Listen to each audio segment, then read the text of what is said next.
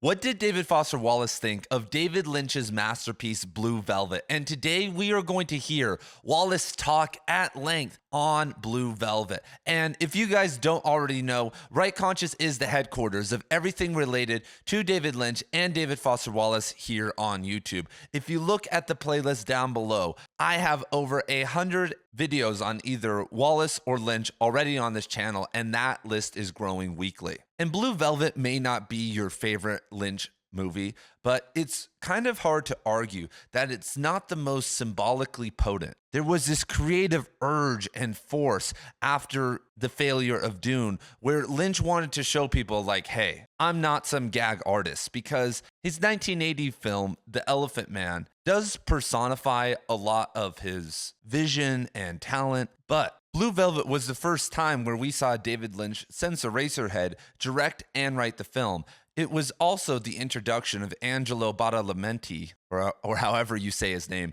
to Lynch's career. And right now, in my high school classes, we are actually watching The Straight Story. And that's one of the best parts of the film, you know. Badalamenti's just beautiful fiddle and depiction of the American West. But enough from me. Let us now hear from Wallace on Blue Velvet, and I will break down what he's saying section by section. And what Wallace is talking about here is some of the pitfalls of avant-garde art and how David Lynch transcends all of those. And so we start.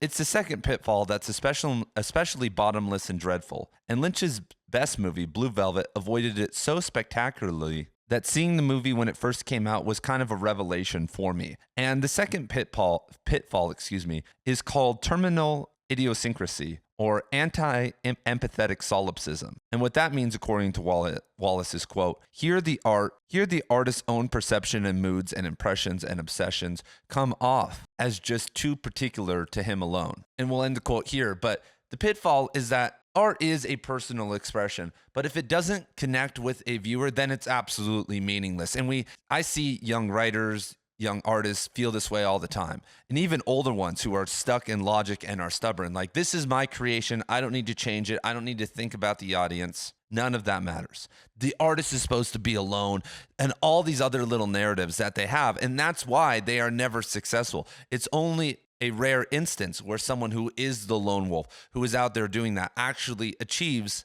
any success. And most of the time, if you look back at their earlier life, they were supported by their family, by mentors, by professors, by the government, whoever, and it helped them kind of reach the point where they could have this lone wolf mentality. The starving artist, the Spartan champion who's never actually been involved in a community, rising up out of the ashes, is a very rare occurrence. And when you look at Lynch's life, he was receiving scholarships / grants for some of his earlier films, like I think The Alphabet. He was a part of a community of artists in Philadelphia. Then he went to basically a film school over in California. David Foster Wallace got an MFA, was friends with a lot of authors. And so a lot of writers, directors, artists, instead of being intimate with their viewer, are forcing everyone to watch them masturbate. And that's Wallace's analogy. And so hopping back into the quote, and we're right here in the middle, it was such a big deal that 10 years later, I remembered the date, March 30th, 1986, a Wednesday night, and what the whole group of us MFA program, 46 students, did after we left the theater, which was to go to a coffee house and talk about how the movie was a revelation. Our graduate MFA program had been pretty much of a downer so far. Most of us wanted to see ourselves as avant-garde writers, and our professors were all traditional commercial realists of the New Yorker school. And while we loathed these teachers and resented the chilly reception our experimental writing received from them, we were also starting to recognize that most of our avant-garde stuff was really solipsistic and pretentious and self-conscious and masturbatory and bad. And so that year, we went around hating ourselves and everyone else, and with no clue about how to get experimentally better without caving into loathsome commercial realistic pressure, etc. This was the context in which Blue Velvet made such an impression on us. The movie's obvious themes, the evil flip side to the picket fence respectability, the conjunction of sadism and sexuality, and parental authority, and voyeurism, and the cheesy 50s pop coming of age, etc., were for us less revelatory than the way the movie's surrealism and dream logic felt. They felt true, real, and a couple things just slightly but marvelously off in every shot. The yellow man literally dead on his feet, Frank's unexplained gas mask, the eerie industrial thrum on the stairway outside Dorothy's apartment, the weird dentate vagina sculpture 47 hanging on an otherwise bare wall over Jeffrey's bed at home, the dog drinking from the hose in the stricken dad's hands. It wasn't just that these touches seemed eccentrically cool or experimental or artsy. And let me just apologize really fast. Wherever I copy and pasted this quote from, there are some typos, as you're maybe seeing, so my apologies. Back to the middle, but they communicated things that felt true. Blue Velvet captured something crucial about the way the U.S. president acted on our nerve endings. Something crucial that couldn't be analyzed or reduced to a system of codes or aesthetic principles or workshop techniques. This is what was epiphanic, my bad, for us about Blue Velvet in grad school when we saw it. The movie helped us realize that first-rate experimentalism was a way not to transcend or rebel against the truth, but actually to honor it. It brought it home to us via images, the medium we were suckled on and most credulous of. That the very most important artistic communications took place at a level that not only wasn't intellectual, but wasn't even fully conscious. That the unconscious's true medium wasn't verbal, but imagistic, and that whether the images were realistic or postmodern or expressionist or surreal or whatever the hell ever was less important than whether they felt true, whether they rang psychic cherries in the communicatee. I don't know whether any of this makes sense, but it's basically why David Lynch, the filmmaker, is important to me. I felt like he showed me something genuine and important on March 30th, 1986. And he couldn't have done it if he hadn't have been thoroughly, nakedly, unpretentiously, unsophisticatedly himself, a self that communicates primarily itself, an expressionist. Whether he is an expressionist naively or pathologically or ultra-pomo sophisticatedly is of little importance to me. What is important is that Blue Velvet rang cherries, and it remains for me an example of contemporary artistic heroism. And so there is a ton to cover here. First of which being that when you try to be avant-garde, most of the time it ends up pretentious, solipsistic, and self-conscious. Because you are trying too hard. When you say, I want to create and break the fourth wall in something, it's usually a bad idea. Usually those ideas come out, the structure, the framing of the novel doesn't start at the beginning. And because if you start with an idea of making something avant-garde or metafictional or something like that, then the idea is actually dead in the water because your brain is processing it more, maybe not as fiction, but as something as real. And when we look at Lynch's kind of metaphor for art, catching the big fish, getting a fish and then throwing it back in until you get the big fish and then slowly catching more ideas and putting it all together. It's like you rip out a fish that you get immediately and never go back to it and then are logically trying to cook it in a certain funky way and plate it all weird, but it's only this little small fish. It's not going to be a satisfying meal. And it's, from what I've seen, not the creative types, not the artistic types that at the start, at the beginning and intermediate stages who get into postmodernism or metafiction. It's the more logical people. It's the people with the chip on their shoulder who want to show people that they can do it too, who think that they're cute and clever. And so Wallace thinks the most successful aspect of the film is not some of the things that we maybe think of, like the violence or the subversion of America, but the dream logic and how there are certain things happening in the novel. And we're like, okay, it's almost bending into magical realism, but it isn't. It's not like a Murakami novel or a Marquez novel or something like that. But as David Lynch, I've heard him say this before, it's like sometimes these things just happen. And what do you do as an artist, as a writer,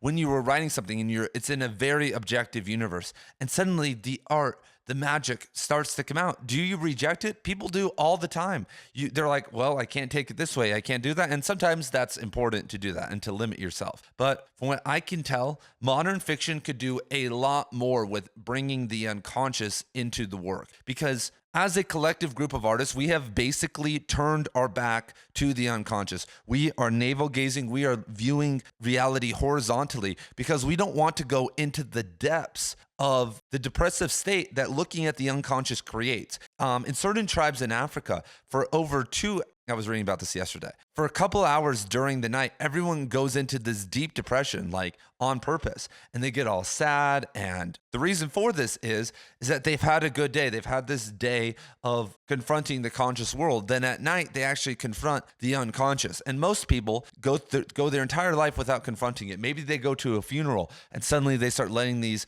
things slip through. But we deny death with our many forms of escapism and even religion. That's a really easy way to deny death. And even worse, we've commodified the dark aspects of the unconscious. We have the horror people, the goth people, all the screwed up people, sexual people, like all the negative unconscious impulses have all been mapped out by corporations, by other people, and they are actually basically used now for commercial profit and to just throw people off the course. There are obviously a couple really great directors who do dark stuff or do stuff related to horror, but most of it is all bullshit. And the people who watch it are engaging in some bullshit.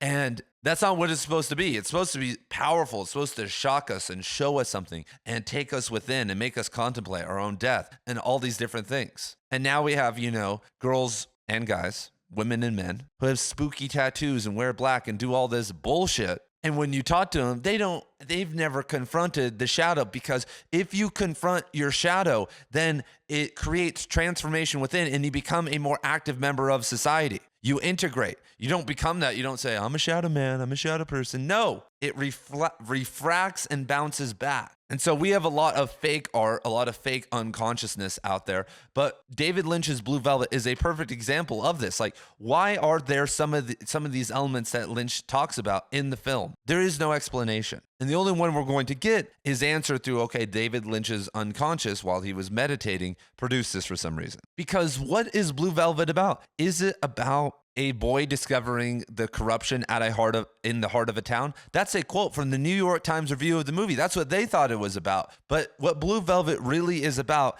is a coming of age story. It's about Jeffrey's internal journey. And when you look at the rape scene of Dorothy, it makes Jeffrey excited. He is a voyeur, but he is actually enjoying the experience. And Lynch is a genius, and we're going to return to Wallace here because he makes everybody enjoy it. And Wallace says, quote, and Lynch clearly sets the rape scene up to be both horrifying and exciting. This is why the colors are so lush and the mise en scene are so detailed and sensual, why the camera lingers on the rape, fetishizes it. Not because Lynch is sickly or naively excited by the scene, but because he, like us, is humanly, complexly excited by the scene. The camera's oogling is designed to implicate Frank and Jeffrey and the director and the audience at all the same time. And boom, Wallace is dropping some fire there. And when you look at the colors of this room, Wallace is right. It is not where you necessarily think a scene like this is going to happen.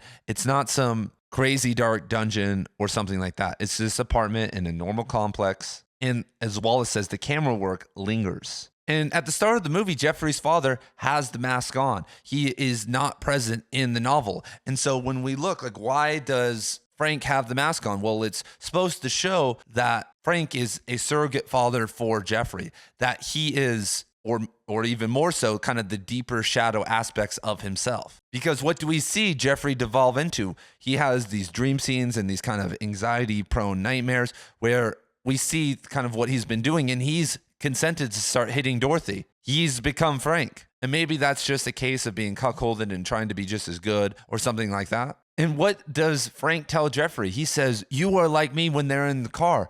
And then Jeffrey has a primal response and punches him. And when you look at David Lynch's life, being raised in Boise, Idaho, and these things, he has confronted these things. He does understand through meditation and through his artistic pursuits what is actually beneath the surface. And we have a whole society, we have a whole life to control mimetic desire, to control our base impulses. And obviously art, martial arts, yoga, marriage, all, kind of these pillars of society are meant to stabilize us so that we can grapple with this. But rejecting it outright is silly, because if you do that, it always comes out in a different way. One of my old coworkers has a shrine in his attic for his AI girlfriend. And his wife never goes up there. She doesn't even know that it exists. It's behind some boxes. But up there, he has a bunch of, well, I'll just say he has a setup where he goes and spends some time with his AI girlfriend at night when everyone's sleeping. And this dude just needs to break up with his wife, man. I mean, it's over. I mean, at this point, he's literally got a shrine. It's like Hey Arnold, if you guys ever saw that show, it's bad. But I've known this guy for a really long time, actually. And from the first day I met him, I knew that he had this darkness within and it wasn't resolved. Anyway, don't be like that. So here's the Hey Arnold shrine right here, everybody. What's her name? Helga.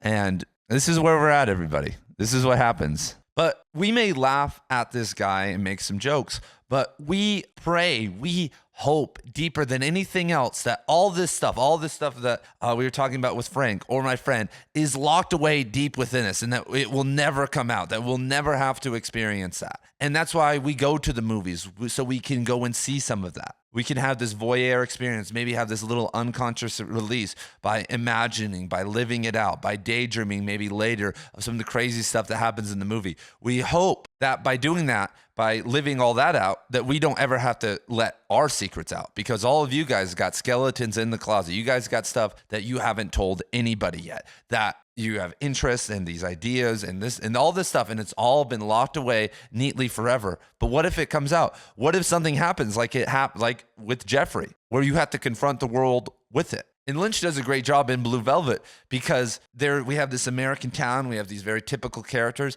and suddenly they get mixed up with all of this, especially too early. I think Jeffrey is still in high school, and he's already getting involved with kind of this dark underbelly of his own unconscious. And one of the reasons that people either dislike this film is so that they can push away this discomfort, push away this confrontation, because it happens. Blue Velvet makes it happen no matter what. Or you overanalyze it. This is why more papers in film school have been written about Blue Velvet than any other movie, because you instinctively want to analyze it. You want to do what we're doing here because it pushes away some of that pain, pushes away some of those ideas. And there's always people out there who are like, you do that? You visualize? You think about the movie as I just watched the movie, bro.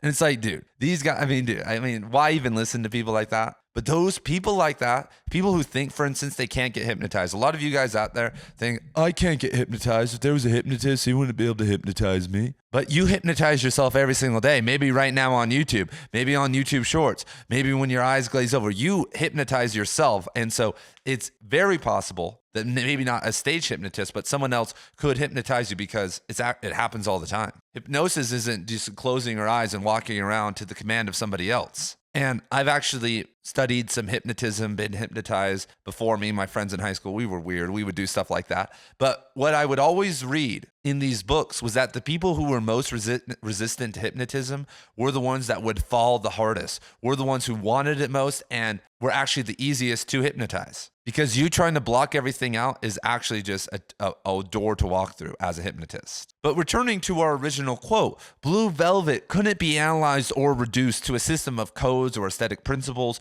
or workshop techniques. And that's what is important. I can teach you guys on here how to write better sentences and do stuff like that. But what's in those sentences, how they interact with each other, with the vibe, in the mood, all that type of stuff, I can't help you with that. I would never say, do this and that and create this type of mood to create this type of result, because that just doesn't work. And it's funny that writing is somewhat like business, in the sense that you always hear, you've probably seen this stuff before, but in the business world, there's always a hack. You get an advertisement on one of my videos and it says, make $25,000 a month on, recording audiobooks or something like that, or whatever other hack or scam. If you put this hashtag in your Instagram bio, then you'll get all these followers, yada, yada, yada. But most of the time, those don't work. And that's why real businesses never use them. And I think the same could be said for writing. There are a lot of hacks and techniques that if you need to create intensity or do these things, that you could just add in. You could learn it from other people or in books. And some of that stuff is good to know, to kind of let it simmer in your unconscious, because if you don't know, you don't know.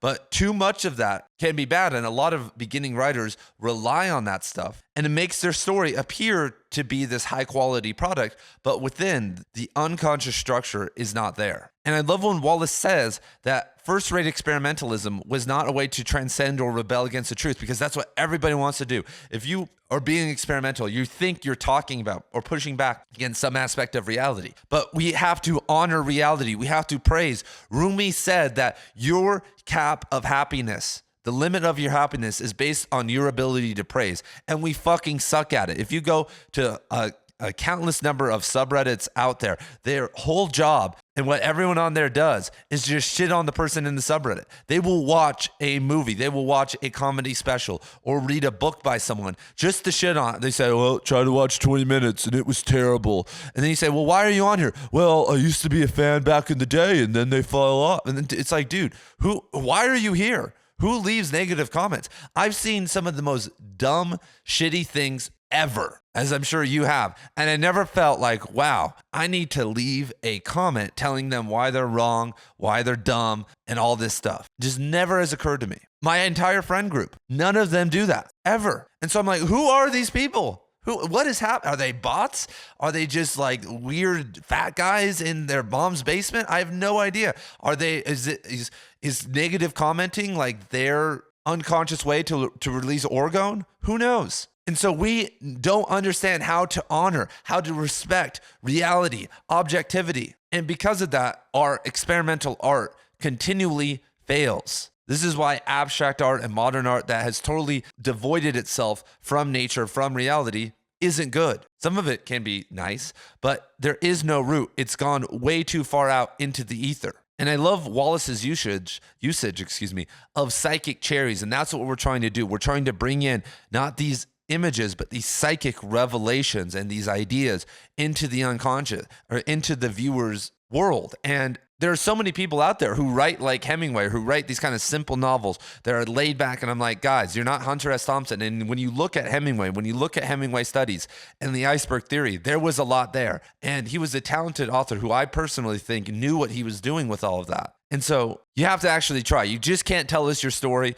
or write something and not infuse any of this, or it's just going to suck. It's going to fall flat. And maybe it'll be successful and good, but we need legendary works. We need that type of stuff. We need experimentation if we're going to take this literary renaissance or an artistic renaissance to the next level. We can't even agree. I've had multiple people comment, confused, and shit on me because of the terminology of a literary renaissance. That's not possible. That already happened. What do you mean by the word renaissance? I'm like, are you guys fucking dumb? You're so smart. You're dumb, boy. And so what are your guys' thoughts? How do you guys feel about Blue Velvet? I want to talk to the people. Give me your best revelations. Give me your favorite moments of the movie or what your kind of schizo theories are. And so I'm going to sign off, and everybody in dreams, I am going to hopefully one day be walking with you.